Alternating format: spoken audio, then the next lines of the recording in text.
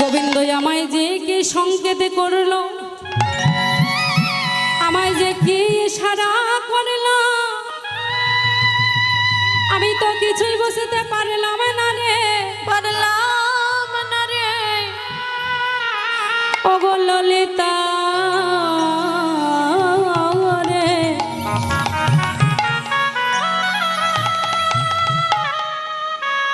তোরা আমায় বলে দে গোবিন্দ আমার কি বলে গেল, আমি তো কিছুই বুঝতে পারলাম না রে। রাধারানী আমার দুটি নয়নে জলে বক্ষ ভাসিয়ে